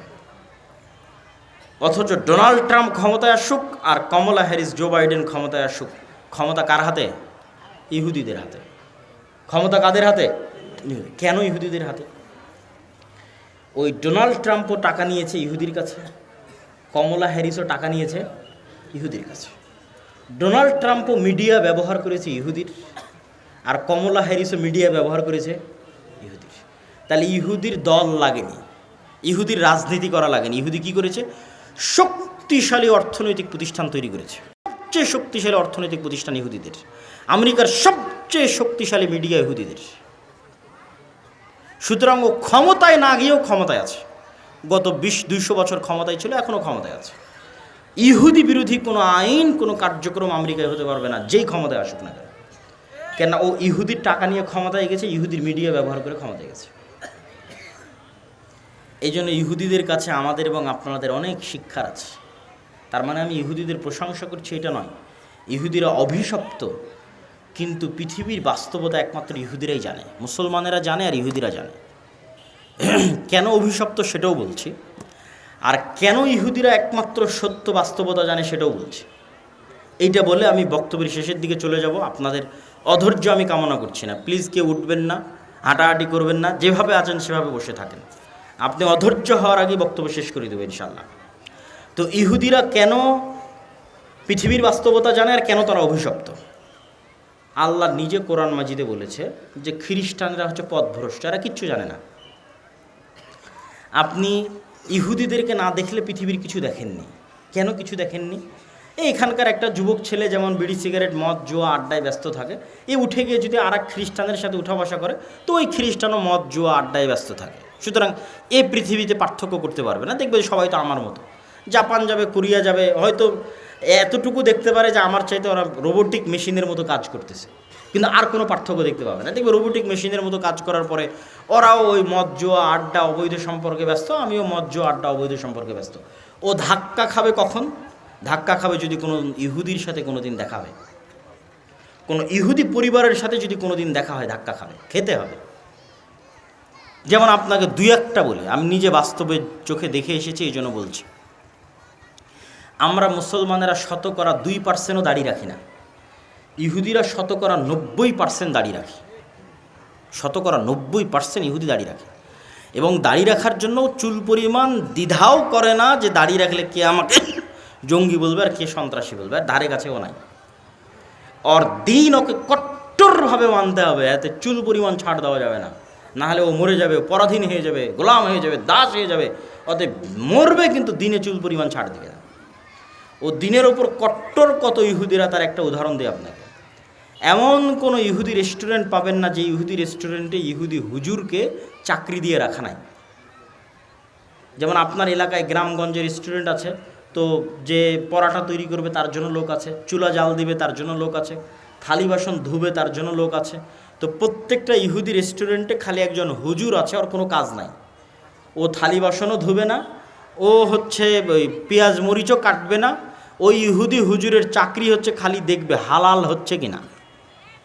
কি বুঝলেন দিনের বিষয়ে কতটা কট্টর ইহুদিরা, যে প্রত্যেকটা ইহুদি রেস্টুরেন্টে একজন ইহুদি হুজুরকে চাকরি দেওয়া আছে, ইহুদি রাবাইকে চাকরি দেওয়া আছে। সে বসে থেকে, চেয়ারে বসে থেকে খালি দেখবে রান্নার প্রসেস হালাল আছে কিনা। প্রথম চুলাটা হুজুর জ্বালিয়ে দিবে, ডিম ভেঙে দিবে হুজুর, মুরগি জবাই করে দিবে হুজুর, সকল প্রসেস হালাল অনুযায়ী হচ্ছে কিনা তা পর্যবেক্ষণ করবে হুজুর। এর বাইরে হুজুরের কোনো কাজ নাই। শুধু এই একটা কাজের জন্য প্রত্যেকটা রেস্টুরেন্টে বেতনভুক্ত ইহুদি রাবাই আছে। তাহলে ওর দিনের প্রতিও কত কট্টর হতে পারে, আপনি কল্পনা করতে পারবেন না কত কঠোর হতে পারে। তাহলে আব্দুল্লাহ ভাই, ইহুদিদেরকে যে আল্লাহ অভিশপ্ত বলেছে, ইহুদিরা অভিশপ্ত কেন সেটাও বলছে। আমরা মুসলমানেরা সত্য জানি, ইহুদিরা সত্য জানে।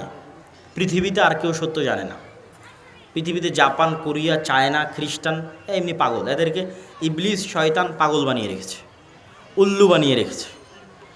এরা হচ্ছে পশু প্রাণীর মতো দুনিয়াতে এসেছে, খাবে দাবে চলে যাবে।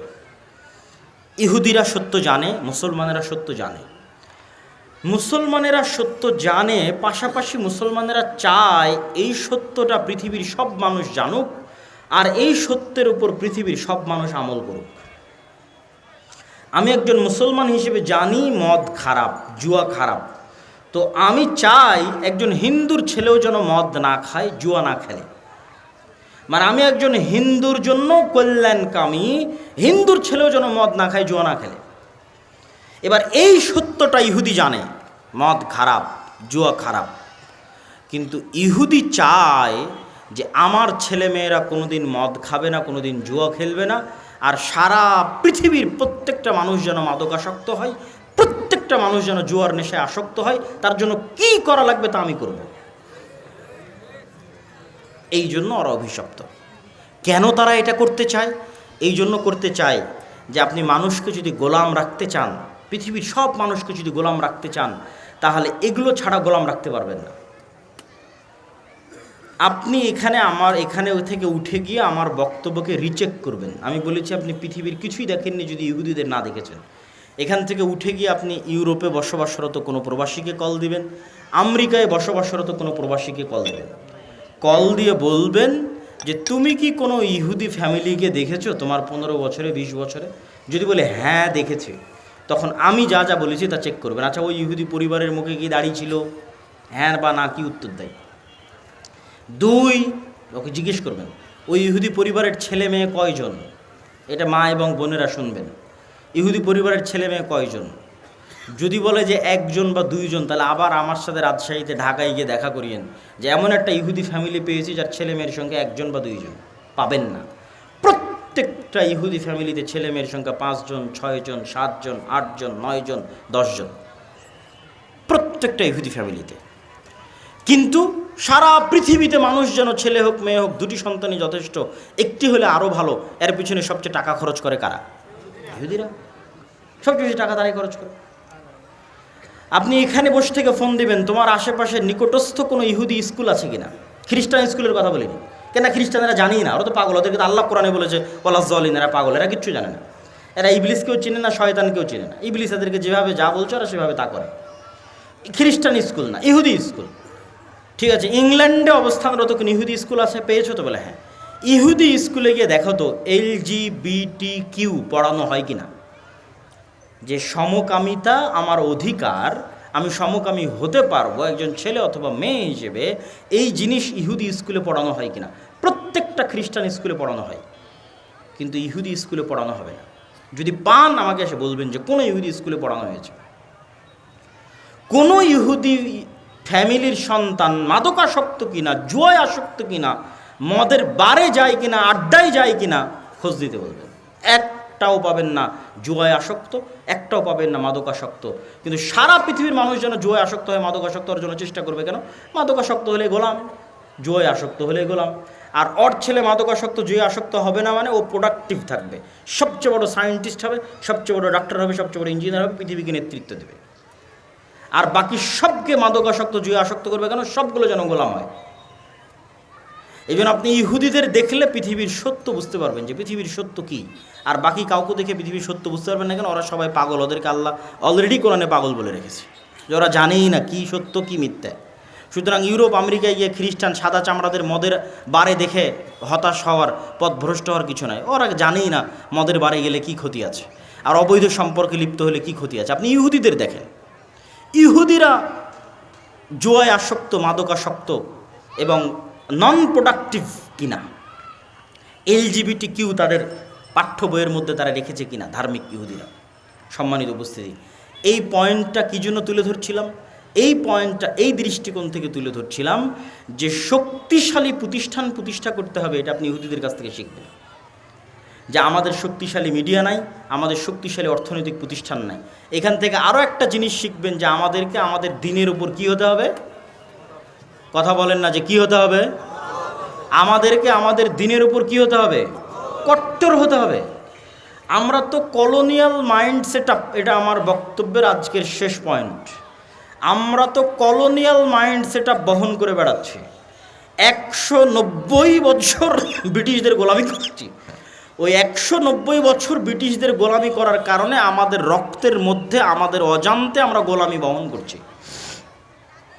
কিভাবে আমাদের অজান্তে আমাদের রক্তের মধ্যে গোলামি বহন করছি? আমি নিজেও এই বিষয়ে অবগত ছিলাম না। যখন ইংল্যান্ড ক্রস করে ফ্রান্স, ইতালি এবং স্পেন, এই 3টে দেশে গেছি, তো স্পেনের এমনও এয়ারপোর্ট পেয়েছি যে এয়ারপোর্টে এক্সিট শব্দটা পর্যন্ত ইংরেজিতে লেখা নাই। এতটা পরিমাণে স্প্যানিশরা, ইতালিয়ানরা, ফ্রান্সের মানুষেরা ইংরেজিকে ঘৃণা করে। আমার এটা ধারণা ছিল না যে ইংরেজি ভাষা জেনে পৃথিবীর কোনো দেশে আমি চলতে পারবো না, এটা অসম্ভব। প্রত্যেকটা দেশে চলতে পারবো, কিন্তু ইংরেজি ভাষা না জেনে যে ইউরোপেই চলতে পারবো না, এটা আমার জানা ছিল না। তো ওরা জাতিগত হিসেবে কতটা আত্ম অহংকারী, কতটা আত্ম অহমিকা, কতটা স্বাধীনচেতা, ভিন্ন দেশের ভাষাই শিখবে না।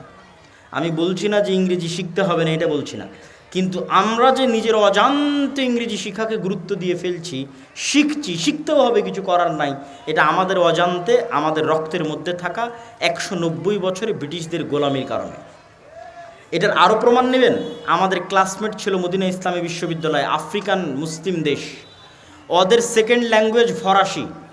তো তোমার সেকেন্ড ল্যাঙ্গুয়েজ ফরাসি কেন? তো আমি যেমন ইংল্যান্ডের গোলাম ছিলাম, ও ছিল ফ্রান্সের গোলাম। তো ও ফ্রান্সের গোলাম ছিল, ওই জন্য ওর সেকেন্ড ল্যাঙ্গুয়েজ ফরাসি। আমি ইংল্যান্ডের গোলাম ছিলাম, আমার সেকেন্ড ল্যাঙ্গুয়েজ ইংরেজি। আপনি যখন একটা মানুষকে দেখেন যে ও প্যান্ট শার্ট পরে আছে, গলায় টাই আছে, আপনার যদি মনে হয় স্মার্ট, আর আমি মাথায় টুপি দিয়ে আছি, উনি জুব্বা পরে আছে, মাথায় টুপি দিয়ে আছে, ওকে যদি মনে হয় একটু আনস্মার্ট, এটা 190 বছরের গোলামির কারণে আপনার মনের মধ্যে নিজের অজান্তে আপনি বহন করতেছেন।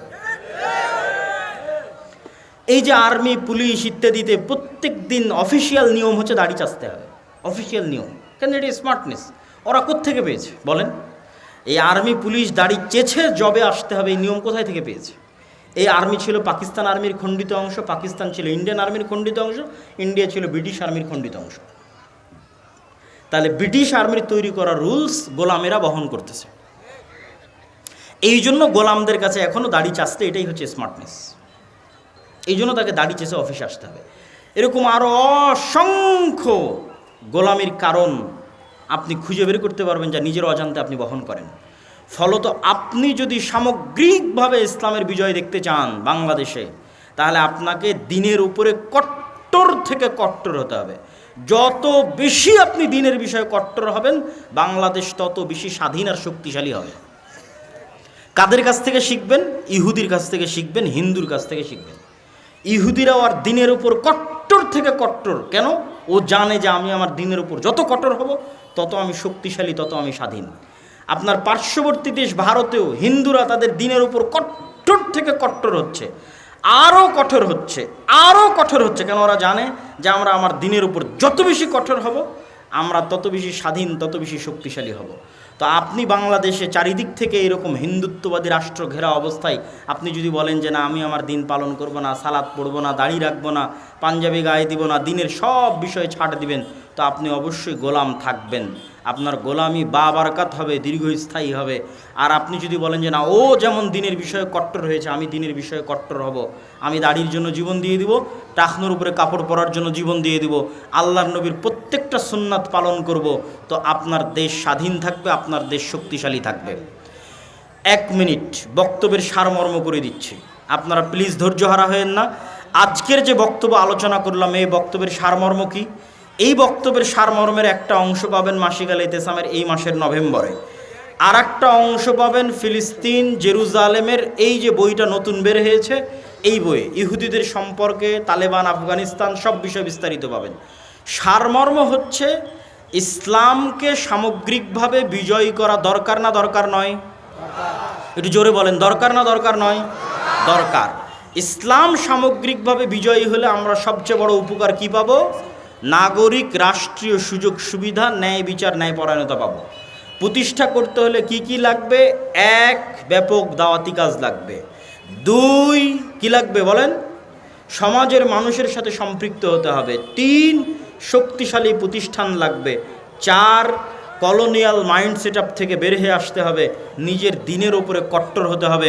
আল্লাহ সুবহানাহু ওয়া তাআলা আমাদেরকে তৌফিক দান করুক, আল্লাহুম্মা আমিন। ওই প্রশ্ন উত্তর আছে, আর ওই যে মাদ্রাসাতে একটু গামছা ছেড়ে দেওয়ার জন্য। আচ্ছা, মাদ্রাসার জন্য সহযোগিতার জন্য আপনাদের মধ্যে যাবে।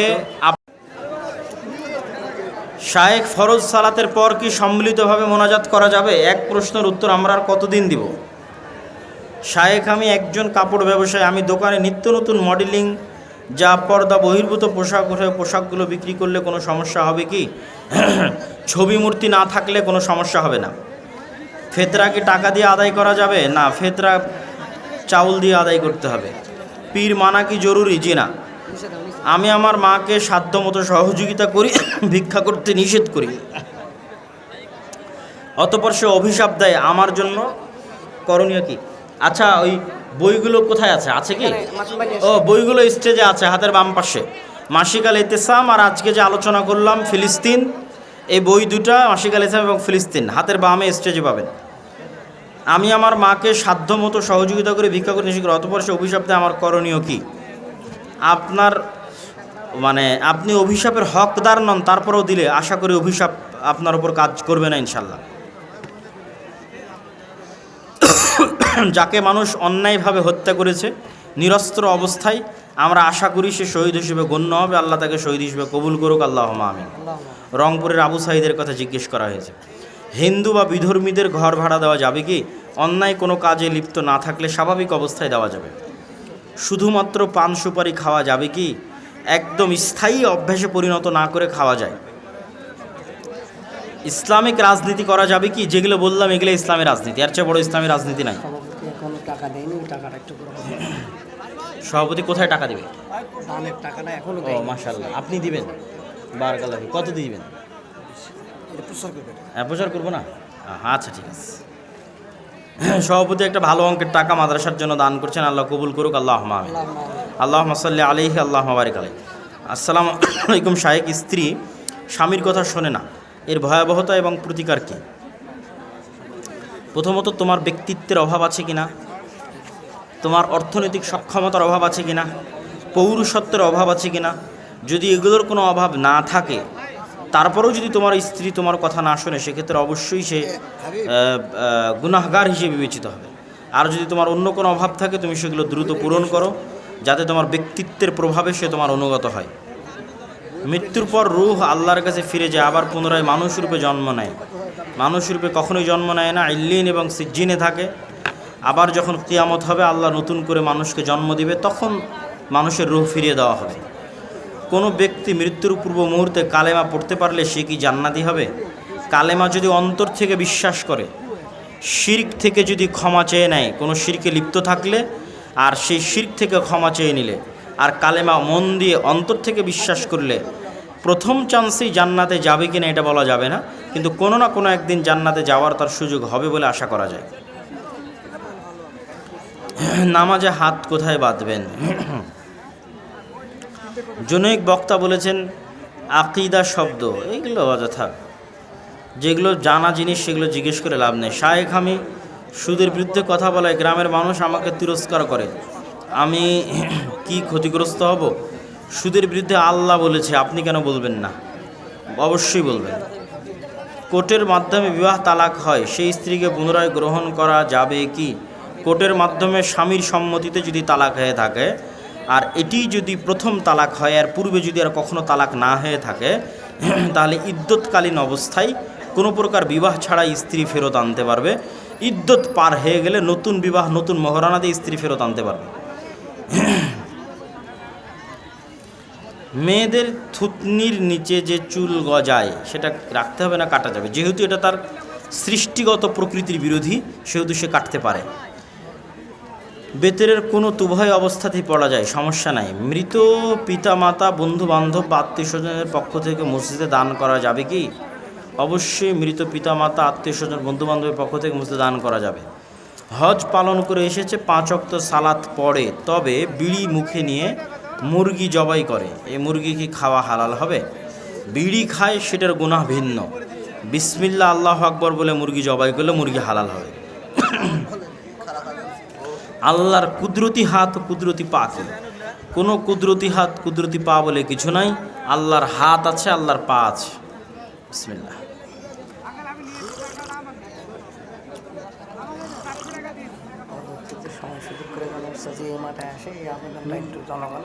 কোনো মসজিদ ভেঙে নিচতলা মার্কেট ভাড়া দেওয়া যাবে কি?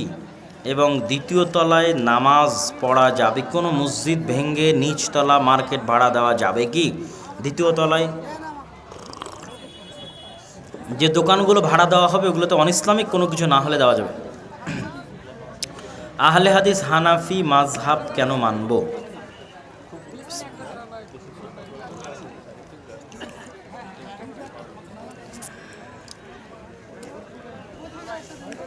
সরাসরি কোরআন এবং হাদিস মানবেন, তবে কোরআন এবং হাদিস সালাফি সালেহিনের বুঝ অনুযায়ী বুঝতে হবে, আপনি একাই বুঝতে পারবেন না। আর সালাফি সালেহিনের বুঝ অনুযায়ী বুঝতে চাইলে আপনাকে আলেম ওলামার সহযোগিতা নিতে হবে। সেক্ষেত্রে যদি নির্দিষ্ট আলেমের মাযহাবের সহযোগিতা নেন তো এটাকে নির্দিষ্ট মাযহাব বলে, সব আলেম ওলামার সহযোগিতা নেন ওটাকে সালাফি সালেহিনের মাযহাব বলে। আল্লাহকে চেনার উপায় কি? আল্লাহর গুণাবলী জানা। কোরআনে আল্লাহ তার পরিচয় দিয়েছে, কোরআন পড়বেন ধারাবাহিকভাবে, কোরআনে আল্লাহর পরিচয় পেয়ে যাবেন। কেউ একবার তালাক বললে কি তালাক হয়? জি, একবারই তো তালাক বলতে হয়, 3 বার তো বলতে হয় না, ওটা তো সুন্নাত বিরোধী। একবারই বলা উচিত এবং একবারই বলতে হয়, এবং একবার বললে তালাক হয়। অজু করার পর ধূমপান করলে অজু নষ্ট হবে কি? ওয়াজল্লিন নাওয়ালাদ্দালিন বলবো। অজু করার পর মানুষের লজ্জা স্থানের যে 2টি দ্বার আছে, এই 2টি দ্বার দিয়ে কোনো কিছু বের না হলে এবং বের হওয়ার সম্ভাবনা তৈরি না হলে, সম্ভাবনা মানে যেমন ঘুম, অজু ভঙ্গ হয় না। বিড়ি সিগারেট খাচ্ছে, তার গুনাহ ভিন্ন। আমি ওয়াদা করেছিলাম আগামীকাল আপনার বাসায় যাব, কিন্তু আমি যাইনি, তাহলে আমার গুনাহ হবে কি? এই ধরনের যদি কোনো কাজ সংঘটিত হয়ে থাকে, এগুলোকেও মূলত জবানের গুরুত্ব বলা হয়, কিন্তু সবচেয়ে বড় গুনাহ হয় অতীতে ঘটে যাওয়া কোনো কাজের বিষয়ে যখন আপনি মিথ্যা সাক্ষী দেন, তখন সেটা অনেক বড় গুনাহগার। আপনি একটা কাজ করেছেন, তারপরও বলছেন করেননি, আবার আরেকজন একটা কাজ করেনি, তারপরও বলছেন সে করেছে, আবার আরেকজন একটা কাজ করেছে, তারপর আপনি বলছেন সে করেনি। অতীতে ঘটে যাওয়া যে কোনো জিনিসের উপর যখন আপনি মিথ্যা বলেন, তখন সেটা হয় বেশি মহাপাপ। আর ভবিষ্যতে কোনো কিছু করতে চেয়েছেন, কোনো ওজর যদি থাকে সেই কারণে করতে পারেননি, সেটা ভিন্ন কথা। তবে মানুষ তার জবান রক্ষায় যত শক্তিশালী হবে, তার ব্যক্তিত্ব তত মহৎ হবে। মহিলারা কি পুরুষ আলেমের কাছে কোরআন মাজিদ শিখতে যেতে পারে? ফিতনার আশঙ্কা না করলে পর্দার আড়াল থেকে, দূরে থেকে আরেক মাহরামের উপস্থিতিতে শিখতে পারে, তবে চেষ্টা করতে হবে মহিলা মানুষের কাছেই শেখার। হুজুর, আমার ছেলের বয়স 8 বছর, আপনার মাদ্রাসায় কিভাবে ভর্তি করব? জামিয়া সালাফিয়াতে ডিসেম্বরে ভর্তি ফরম বিতরণ হয়, আর জানুয়ারির 1 তারিখে ভর্তি পরীক্ষা হয়। আগামীকালকে জামিয়া সালাফিয়াতে সালাফি কনফারেন্স আছে, দেশ বিদেশের বড় বড় আলেম ওলামা উপস্থিত হবে। সৌদি আরবের প্রায় 4 জন আলেম উপস্থিত থাকবে। ভারতের আলেম ওলামারা থাকবে। জামিয়া সালাফের উক্ত সালাফি কনফারেন্সে আপনাদের দাওয়াত, যাদের পক্ষে সম্ভব হবে অবশ্যই উপস্থিত হবেন।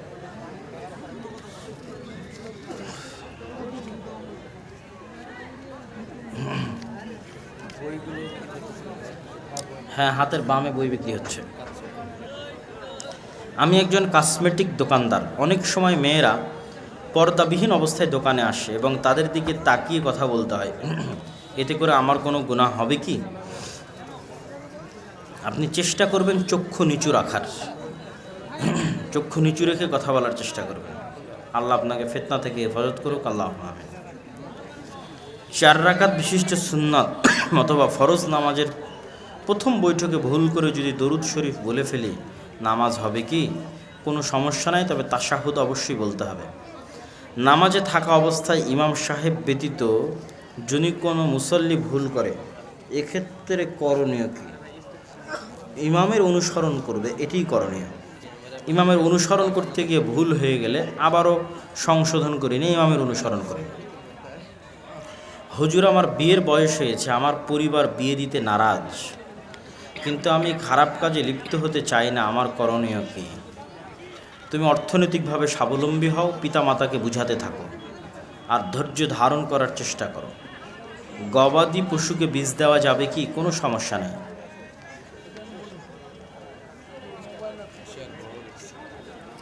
হুজুর, মহিলার মুখ থেকে ঢেকে সালাত হবে কি? মুখ খোলা রেখে সালাত আদায় করতে হবে। ফরজ নামাজের পর দোয়া কবুল হয়, সেজন্য মাঝে মধ্যে ইমাম মুক্তাদি মিলে একসাথে দোয়া করলে দোষ কি? একসাথে দোয়া করাকে রেওয়াজ বানানো যাবে না। ফরজ সালাতের পরে একসাথে দোয়া করার যে যে জায়গায় আল্লাহ এবং আল্লাহ রাসূলের পক্ষ থেকে প্রমাণ পাওয়া যায়, সেই জায়গাগুলোতে দোয়া করতে হবে। ফরজ সালাতের পর দোয়া করলে কবুল হয়, এই জন্য একাই ব্যক্তিগতভাবে দোয়া করবে। আসর ও আসরের সালাত ইমামের পিছনে মুক্তাদি সূরা ফাতিহা পড়লে সালাত হবে কি? ইমামের পিছনে মুক্তাদি তো সূরা ফাতিহা পড়বেই, সালাত হওয়া না হওয়ার কি? না পড়লে সালাত বাতিল হতে পারে, পড়তেই হবে। গোসল ফরজ হয়ে গেছে, এই অবস্থায় গরু জবাহ করা যাবে কি? কোনো সমস্যা নেই। ইমাম আল্লাহকে সব জায়গায় বিরাজমান মনে করে, সেই ইমামের পিছনে সালাত আদায় হবে কি? চেষ্টা করতে হবে ইমাম পরিবর্তন করার। যদি ইমাম পরিবর্তন না করা যায়, নিকটস্থ মসজিদে যেতে হবে। যদি নিকটস্থ কোনো মসজিদ না থাকে, তাহলে জামাতে সালাত আদায় করার লক্ষ্যে তার পিছিয়ে সালাত আদায় করতে হবে। বেদাতি বক্তার আলোচনা শ্রবণ করা যাবে কি? যার জ্ঞান নাই, যে সত্য মিথ্যা যাচাই বাছাই করতে পারে না, তার এই ধরনের সকলের বক্তব্য শোনা উচিত নয়। যার প্রতি নির্ভরযোগ্য মনে করবে, যাকে চিনে, যাকে জানে, তারই বক্তব্য শোনার চেষ্টা করবে। আর যারা সত্য মিথ্যা যাচাই বাছাইয়ের জ্ঞান আছে, বা এরকম মুরব্বী আছে, পরামর্শদাতা আছে, যার সহযোগিতায় সে ভ্রান্তি পথে যাবে না, বরং সত্য মিথ্যা যাচাই বাছাই করতে পারবে, এরকম মানুষ বক্তব্য চাইলে বিভিন্ন জনের বক্তব্য শুনতে পারে। শায়েখ হেসে বা রাগে মজাক করে তালাক দিলে তালাক হবে কি? তালাকে কোনো মজাক নাই, তালাকে কোনো রাগ নাই, তালাকে কোনো হাসাহাসি নাই। তালাক তালাকই। রেগে দিলেও তালাক, মজাক করে দিলেও তালাক, হেসে দিলেও তালাক।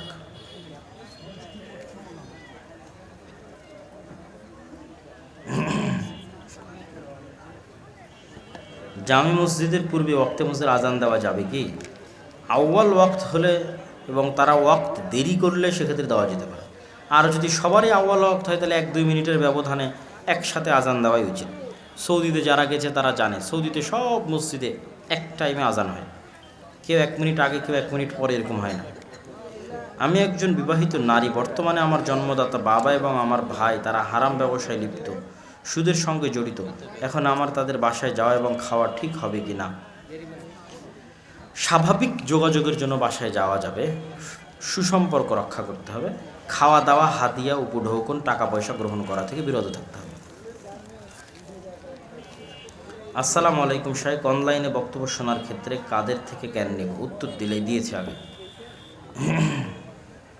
মহিলারা যে চুলের কাজ করে, এটা কি করা যাবে?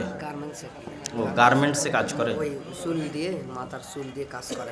তো চুলের যে কারখানা, সেখানে যদি চুল ক্রয় বিক্রয় হয়, তাহলে চুল ক্রয় বিক্রয় করার কোনো বিধান ইসলামে নাই, সেহেতু এখান থেকে বিরত থাকতে হবে। আর যদি সরাসরি মানুষের মাথার চুল নয়, বরং স্বাভাবিক কৃত্রিম চুল তৈরি করা হয়েছে, তাহলে সেই চুলের ব্যবসায় কোনো সমস্যা নেই। মানুষের চুলে দেয়।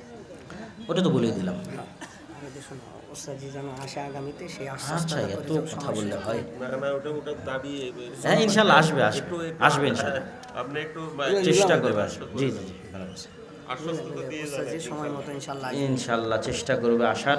আবারও ভবিষ্যতে যখন আপনারা যোগাযোগ করবেন তখন আসবে ইনশাল্লাহ। জি বলেন। কিন্তু আসলে উনি তো নাই, দেশেই নাই। আয়াতুল কুরসি বলা হয়, সেটা কি আউযুবিল্লাহ বিসমিল্লাহ সহ না বিসমিল্লাহ ছাড়া? জি, আয়াতুল কুরসি পড়ে। আয়াতুল কুরসি জিকির। যে আয়াতুল কুরসি বলা হয় সেটা কি আউযুবিল্লাহ বিসমিল্লাহ সহ না বিসমিল্লাহ ছাড়া?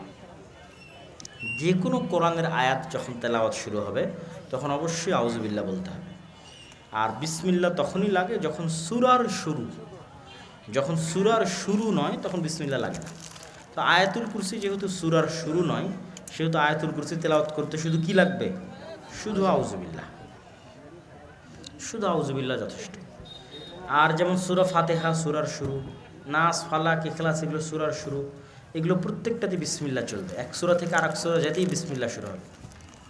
একজন বলছে যে আয়াতুল কুরসি হলে মধ্যম সূরা বাকারার মাঝখানে ছিল, এই জন্য বিসমিল্লাহ বলা যাবে না, বলা লাগবে না। তো ঠিকই তো বলেছি, আর শুধু আউযুবিল্লাহ শুধু আউযুবিল্লাহ।